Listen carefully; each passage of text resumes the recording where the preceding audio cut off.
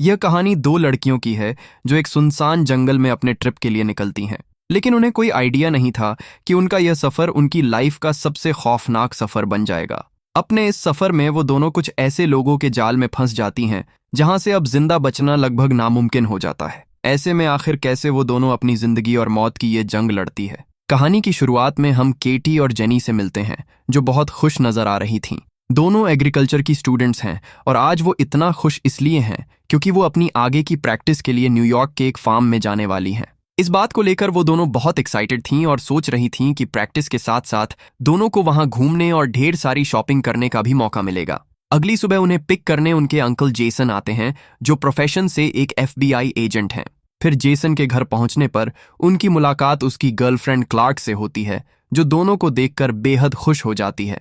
अब इस नए शहर में आकर केटी और जेनी अपने नाम बदलने का फैसला करती हैं। केटी अपना नाम जोए और जेनी अपना नाम लीसा रख लेती है। अगले दिन अंकल जेसन उन्हें बस स्टॉप पर ड्रॉप करने आते हैं, जहां से उन्हें एग्रीकल्चर फार्म के लिए निकलना था। बस के वेट में जेसन भी वहीं रुक जाता है, लेकिन केटी उन्हें कहती है कि बस जल्द ही आ जाएगी, इसलिए वो अपने काम पर निकल जाएं। जैसे ही वो सेफ पहुंचेंगी, वो उनको मैसेज कर देगी। जेसन उन्हें समझाता है कि वो मैसेज में कोड वर्ड का यूज करें ताकि वो बिना शक किए समझ सके कि सब ठीक है। केटी मजाक में कहती है कि मैं एप्पल लिख दूंगी, तो जेसन उन्हें हर बार अलग अलग वर्ड यूज करने को कहता है ताकि कोई उनके कोड वर्ड को डिकोड ना कर सके। इसी बीच सड़क से गुजरते दो लड़के केटी और जेनी को घूरते हुए चले जाते हैं। फिर जेसन के जाने के बाद दोनों पास के एक रेस्टोरेंट में कॉफी पीने जाती हैं। तभी वहां पर वही दो लड़के भी आ जाते हैं, जिनके नाम जेड और लूकस हैं। बातचीत के दौरान केटी और जेनी उन्हें अपने नए नाम जोए और लीसा बताती हैं, और यह भी कि वो एक एग्रीकल्चर फार्म में जा रही हैं। इस पर जेड कहता है कि हम भी वहीं जा रहे हैं और अगर चाहो तो तुम दोनों भी हमारे साथ चल सकती हो। लेकिन केटी उन्हें मना कर देती है क्योंकि यह शहर अभी उनके लिए नया है। फिर जब वो दोनों जाने लगते हैं तो जेनी उसे मनाकर उनके साथ चलने के लिए तैयार कर लेती है। लेकिन यही उनकी लाइफ की सबसे बड़ी गलती थी, जिसका अंदाजा उन्हें बहुत जल्द होने वाला है। और वाकई में जेड और लूकस उन्हें सीधे फार्म ले जाने के बजाय अपने घर ले जाते हैं, जो एक जंगल के पास होता है। यह देखकर केटी और जेनी घबरा कर उनसे तुरंत गाड़ी फार्म की तरफ मोड़ने के लिए कहती हैं। लेकिन इतने में घर से जेड और लूकस की मॉम मरिया बाहर आती है, जो बहुत प्यार से उनका वेलकम करती है और उन्हें चाय पीने के लिए अंदर बुलाती है। दोनों मना कर रही थीं, पर मरिया कहती है कि जेड और लूकस तुम्हें बाद में छोड़ देंगे। फिर घर में जब वो चाय पी रही होती हैं, तब केटी को जेसन का मैसेज आता है। वो तुरंत एप्पल लिखकर रिप्लाई कर देती है, जिससे जेसन समझ जाता है कि वो सुरक्षित अपनी जगह पर पहुंच गई है। फिर मरिया दोनों को कुछ खाने के लिए देती है, जिसे खाते ही उन्हें अजीब फील होने लगता है और उनके सिर भारी होने लगते हैं। इससे वो जल्द ही समझ जाती हैं कि खाने में कुछ मिला हुआ था, इसलिए खतरा समझकर दोनों वहां से भागने की कोशिश करती हैं। लेकिन थोड़ी दूर जाकर वो बेहोश हो जाती हैं, जिसके बाद जेड और लूकस उन्हें उठाकर वापस घर में ले आते हैं। अगले दिन होश आने पर केटी और जेनी खुद को एक जंगल में पाती हैं। उनके हाथ लोहे की जंजीरों से बंधे हुए थे, जिससे दोनों बुरी तरह डर जाती हैं। वो जोर जोर से चिल्लाने लगती हैं, लेकिन इस जंगल में उन्हें सुनने वाला कोई नहीं था। तभी वहां जेड आकर कहता है कि तुम दोनों कितनी मासूम हो, जो इतनी आसानी से फंस गई। यह एक ऐसी जगह है जहां कोई भी तुम्हारी आवाज सुनने वाला नहीं है, इसलिए जितना चाहो चिल्ला सकती हो। अब कुछ देर बाद वहां बोरिस नाम का एक और आदमी आता है, जिसने केटी का फोन ले रखा था। वो फोन दिखाकर पूछता है, तुम्हें किसी जेसन नाम के आदमी ने मैसेज किया था, जिसे तुमने पिछली बार मैसेज में एप्पल लिखकर भेजा था। इसका क्या मतलब है? तो केटी घबराहट में जवाब देती है कि एप्पल एक कोड वर्ड है, जिसका मतलब है कि हम दोनों सेफ हैं। यह सुनकर बोरिस तुरंत जेसन को रिप्लाई करता है कि सब ठीक है, और साथ में एप्पल भी लिख देता है, जिससे जेसन को कोई शक ना हो। लेकिन इसके बाद वो लोग केटी और जेनी को जबरन अपने सामने ही नहाने के लिए मजबूर करते हैं। तभी वहां एक पुलिस ऑफिसर आ जाता है, जिसे देखकर वो दोनों उससे हेल्प मांगने लगती हैं। लेकिन कुछ देर में उन्हें समझ आ जाता है कि वो ऑफिसर भी जेड और लूकस का ही आदमी है। इससे वो दोनों और भी ज्यादा डर जाती हैं, क्योंकि उनके पास भागने का अब कोई रास्ता नहीं था। इसके बाद केटी और जेनी उन लोगों को रिक्वेस्ट करने लगती हैं कि प्लीज हमें यहाँ से जाने दो, हम किसी को कुछ नहीं बताएंगे। अगर तुम चाहो तो हम तुम्हें बहुत सारे पैसे भी दे देंगे। लेकिन वो लोग उनकी एक बात भी नहीं सुनते। इसके बाद देखते हैं कि वो पुलिस ऑफिसर एक टैबलेट लेता है और फिर केटी की तरफ बढ़ता है। इसके थोड़ी देर बाद वो केटी के कंटेनर से बाहर निकलता है, जिससे अंदाजा लग जाता है कि उसने केटी के साथ बहुत बुरा सलूक किया है। दूसरी तरफ जेसन को बहुत टेंशन हो रही थी, क्योंकि केटी ने मैसेज में एप्पल वर्ड दोबारा यूज किया था, जिसका मतलब फोन किसी और ने इस्तेमाल किया है। उधर जेनी के कंटेनर में एक सनकी और नशेड़ी आदमी को भेजा जाता है। वो अंदर जाकर जेनी को डराने के लिए उस पर जलती हुई सिगरेट लगाता है, जिससे जेनी जोर जोर से चीखने लगती है। फिर वो आदमी उसके साथ बहुत ज्यादा करता है। दरअसल पैसों के लिए केटी और जेनी से जबरदस्ती यहाँ गलत काम करवाया जा रहा था। वहीं जेसन न्यूयॉर्क एग्रीकल्चर फार्म में कॉल करता है और उसे पता लगता है कि केटी और जेनी वहां कभी पहुंची ही नहीं। इससे उसे यकीन हो जाता है कि दोनों किसी बड़ी मुसीबत में हैं और वो उन्हें ढूंढने के लिए निकल पड़ता है। वहीं केटी और जेनी के साथ हालात और भी ज्यादा बुरे हो रहे थे, जहां जेड और लूकस दोनों के चेहरों पर मास्क पहना देते हैं। फिर एक अजनबी आदमी को बुलाते हैं जिसने खुद भी एक अजीब सा मास्क पहन रखा होता है। जब जेड और लूकस उनके मास्क हटाते हैं तो दोनों लड़कियां डर के मारे जोर जोर से चिल्लाने लगती हैं। इसके बाद वो आदमी जेनी को चुनता है और उसे कंटेनर में लेकर जाता है। उसके जाने के बाद जब केटी जेनी के पास जाती है तो वो समझ पाती है कि उसकी हालत बहुत ज्यादा खराब हो चुकी है और उसे बहुत तकलीफ हो रही है। दूसरी तरफ जेसन पुलिस स्टेशन पहुंचता है और एक पुलिस ऑफिसर से मिलता है, लेकिन उसे नहीं पता था कि ये वही करप्ट ऑफिसर है जिसने केटी को टॉर्चर किया था। जेसन उसे बताता है कि वो एक FBI एजेंट है और उसे शक है कि केटी और जेनी का किडनैप हुआ है। जब पुलिस ऑफिसर पूछता है कि उसे ऐसा क्यों लगता है तो जेसन कहता है, मैंने अपनी भतीजी से कहा था कि कोड वर्ड सिर्फ एक बार इस्तेमाल करना, लेकिन उसने उसे दोबारा भेजा है। इससे साफ है कि वो जरूर किसी मुश्किल में है। वहीं जंगल में बोरिस को यह ऑफिसर सारी खबर दे देता है कि केटी के अंकल एक FBI एजेंट हैं और केटी ने हमें उस कोड वर्ड के बारे में झूठ कहा था। फिर बोरिस जेड को केटी के कंटेनर से थोड़ा दूर ले जाकर कहता है, हमें इन दोनों लड़कियों को जल्द से जल्द ठिकाने लगाना होगा, वरना हम मुसीबत में पड़ सकते हैं और हमें यहाँ आने वाली और भी नई लड़कियों को भी पकड़ना है। वहीं केटी चुपके से उनकी सारी बातें सुन रही थी। उधर जेसन अब उसी रेस्टोरेंट पहुंचता है जहां केटी और जेनी को आखिरी बार देखा गया था। वहां काम कर रहे एक आदमी से वो केटी और जेनी के बारे में पूछता है तो वो आदमी बोरिस की गाड़ी के बारे में इंफॉर्मेशन देता है। अगले दिन केटी जेनी को बताती है कि ये लोग हमें रास्ते से हटाने का प्लान बना रहे हैं। तभी वहां जेड और बोरिस उसी नशेड़ी आदमी को अपने साथ लेकर आते हैं जो पहले भी वहां आया था। वो दोनों उसे कहते हैं कि हम दोनों जल्द ही वापस आ रहे हैं, तब तक तुम दोनों लड़कियों पर कड़ी नजर रखना ताकि यह कहीं भाग ना जाए। अब उनके जाते ही केटी एक चाल चलती है।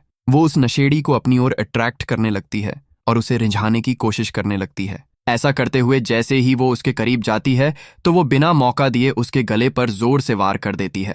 आदमी दर्द से चिल्लाता हुआ जमीन पर गिर जाता है और वहीं पर उसका काम तमाम हो जाता है।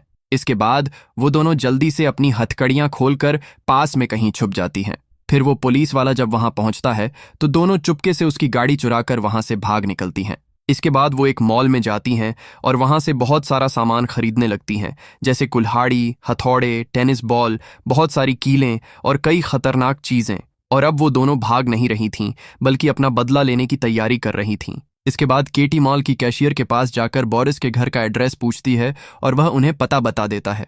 उधर जेसन बोरिस की कार इंश्योरेंस कंपनी पहुंचता है, जहां उसे भी बोरिस का एड्रेस मिल जाता है। वहीं बोरिस को दिखाया जाता है जो अपने घर में म्यूजिक बजाकर एंजॉय कर रहा होता है। तभी अचानक केटी और जेनी वहां पहुंचती हैं और टेनिस बॉल पर कीलें लगाकर बोरिस के चेहरे पर फेंक देती हैं, जिससे वो बेहोश हो जाता है। फिर जब उसको होश आता है तो खुद को एक टेबल से बंधा हुआ पाता है। वो बहुत चिल्लाने लगता है और खुद को छुड़वाने के लिए उन दोनों को पैसों का ऑफर भी देता है, लेकिन उन्हें तो सिर्फ अपना बदला चाहिए था। इस बीच उनके अंकल जेसन भी बोरिस के घर के बाहर पहुंच चुके थे, लेकिन अंदर केटी और जेनी बोरिस से उस मास्क वाले आदमी का एड्रेस पूछती हैं और डर के मारे बोरिस उन्हें वो एड्रेस बता देता है। इसके बाद वो दोनों कीलों से भरा हुआ एक डंडा बोरिस के पीछे से घुसा देती हैं, जिससे वो दर्द के मारे जोर जोर से चिल्लाने लगता है। लेकिन उसकी आवाज सुनकर जेसन जल्दी से घर के अंदर आता है और देखता है कि बोरिस बहुत बुरी हालत में पड़ा है और उसका खेल खत्म हो चुका है। तभी उसे घर के बाहर गाड़ी की आवाज सुनाई देती है, लेकिन बाहर पहुंचने से पहले ही केटी और जेनी वहां से निकल चुकी होती हैं। इसके बाद जेसन तुरंत पुलिस स्टेशन जाता है और उस ऑफिसर से दोबारा केटी और जेनी के बारे में पूछता है, लेकिन वह ऑफिसर उसे इग्नोर कर रहा था। इसी दौरान जब वह केटी को कॉल करने की कोशिश करता है तभी उसे पता चलता है कि केटी का फोन उसी पुलिस ऑफिसर के पास है। जेसन सब कुछ समझ जाता है, पर उससे पहले वो ऑफिसर उस पर गन पॉइंट कर देता है। दूसरी तरफ केटी और जेनी एक चर्च में पहुंचती हैं। दरअसल उन्हें पता चल गया था कि वो बिग मास्क वाला आदमी कोई और नहीं बल्कि इसी चर्च का फादर था। फादर उन्हें देखते ही पहचान लेता है, लेकिन केटी तुरंत पीछे से उस पर डंडे से हमला कर देती है और वह बेहोश हो जाता है। इसके बाद दोनों उसे गाड़ी के पीछे बांधकर सड़क पर घसीटते हुए टाउन की ओर ले जाती हैं। वहां एक दुकान से माचिस और पेट्रोल खरीदती हैं और फिर उस पर पेट्रोल छिड़क कर उसे सरेआम जिंदा जला देती हैं। इधर जेसन को वो करप्ट पुलिस ऑफिसर एक कुर्सी से बांध देता है और कुछ देर बाद दो नई लड़कियों को किडनैप करके वहां लाता है। फिर वह जबरदस्ती उन लड़कियों को परेशान करने लगता है, लेकिन तभी केटी और जेनी वहां चुपके से आती हैं और उसके सिर पर डंडे से वार करके बेहोश कर देती हैं। फिर जब उसे होश आता है तो खुद को कुर्सी से बंधा हुआ पाता है। वो घबराकर उन दोनों से माफी मांगने लगता है, लेकिन वो उसकी एक भी बात नहीं सुनती। इसके बाद केटी गन में सिर्फ एक बुलेट डालकर उसे डराने के लिए रशियन रूलेट खेलने लगती है और बार बार ट्रिगर करके उसे डराने लगती है, लेकिन सभी ट्रिगर में वो बच जाता है, जिससे वो ऑफिसर पागलपन में हंसने लगता है। लेकिन अगले ही पल केटी उसे शूट करके एकदम खत्म कर देती है। इसके बाद केटी और जेनी वहां मौजूद दोनों नई लड़कियों को आजाद करके उन्हें जेसन को खोलने के लिए कहती हैं और खुद वहां से चली जाती हैं। अब जेसन की रस्सी खोलकर वो लड़कियां बताती हैं कि उन्हें ऐसा करने के लिए उन दोनों लड़कियों ने कहा था, पर जेसन को पूरी सच्चाई समझ आ चुकी थी कि ये दोनों लड़कियां और कोई नहीं बल्कि केटी और जेनी ही थीं। इसके बाद कहानी में हम जेड और लूकस की मॉम मरिया की तरफ चलते हैं, जो अपने घर में बड़े मजे से ड्रिंक एंजॉय कर रही थी। लेकिन तभी अचानक से उसका सिर भारी होने लगता है। उसे एक अजीब सा नशा फील होता है और वो चक्कर खाकर वहीं जमीन पर बेहोश होकर गिर पड़ती है। फिर जब कुछ देर बाद उस औरत को होश आता है तो वो खुद को बेसमेंट में एक कुर्सी से बहुत ही मजबूती से बंधा हुआ पाती है। और सिर्फ वही नहीं, बल्कि केटी और जेनी ने ठीक उसके सामने उसके बेटे जेड को भी रस्सियों से बांध कर रखा हुआ था। इसके बाद वो दोनों लड़कियां अपना बदला पूरा करने के लिए मरिया की आंखों के बिल्कुल सामने ही जेड पर मोटे डंडे से जोरदार वार करने लगती हैं। जेड दर्द के मारे जोर जोर से चीखता और चिल्लाता है, लेकिन उनके सिर पर खून सवार था। वो बिल्कुल नहीं रुकती और पीट पीट कर आखिरकार उसका काम तमाम कर देती हैं। अपने ही जवान बेटे को इस तरह अपनी आंखों के सामने दम तोड़ता देखकर उसकी मॉम फूट फूट कर रोने लगती है। इसके बाद केटी और जेनी उस जालिम मरिया को घसीटते हुए लूकस के पास ले जाती हैं। वो लूकस के हाथ में एक भारी डंडा पकड़ा देती हैं और उसे अपनी ही मॉम को जान से मारने का हुक्म देती हैं। वो उसे कड़ी धमकी देती हैं कि अगर उसने अपनी मां पर वार नहीं किया तो वो उसे अभी के अभी शूट कर देंगी। अपनी सगी मां को मारने की हिम्मत लूकस बिल्कुल नहीं जुटा पाता और वो डर से कांपने लगता है। उसकी यह कमजोरी देखकर जेनी बिना कोई मौका दिए फौरन उसे शूट कर देती है और उसका भी खेल हमेशा के लिए खत्म कर देती है। इसके बाद वो दोनों बहुत ही चालाकी से उस गन के सारे निशान साफ करती हैं और उसे लूकस के ही मरे हुए हाथों में रख देती हैं। ऐसा इसलिए किया गया ताकि जब पुलिस वहां तफ्तीश करने आए तो उन्हें यही लगे कि मां और बेटे ने आपसी लड़ाई झगड़े में एक दूसरे को मार डाला है। अब अपने दोनों बेटों को खोने के बाद मरिया खौफ के मारे बुरी तरह कांपने और गिड़गिड़ाने लगती है। वो भीख मांगते हुए कहती है कि अगर वो दोनों उसे जिंदा छोड़ देंगी तो वो उन्हें दौलत और बहुत सारे पैसे दे सकती है। लेकिन पैसों की यह बात सुनकर केटी और जेनी जोर से हंस पड़ती हैं, क्योंकि उन्हें बहुत अच्छे से पता था कि मरिया ही इन सारे गंदे कामों की असली जड़ थी। इसके बाद केटी का गुस्सा अपनी सारी हदें पार कर जाता है। वो पास ही रखी एक भारी चेन सॉ मशीन उठाती है और बिना कोई रहम दिखाए उस जालिम औरत का हमेशा हमेशा के लिए खौफनाक तरीके से खात्मा कर देती है। इस पूरी खौफनाक रात ने केटी और जेनी को हमेशा के लिए बदल कर रख दिया था। जिन हाथों में कभी सिर्फ किताबें और कॉफी के कप हुआ करते थे, आज उन हाथों ने अपने ही दम पर इंसाफ की एक ऐसी खौफनाक मिसाल कायम की थी जिसे ये शहर कभी भुला नहीं पाएगा। उनका वो मासूम और डरा हुआ रूप अब पूरी तरह से खत्म हो चुका था।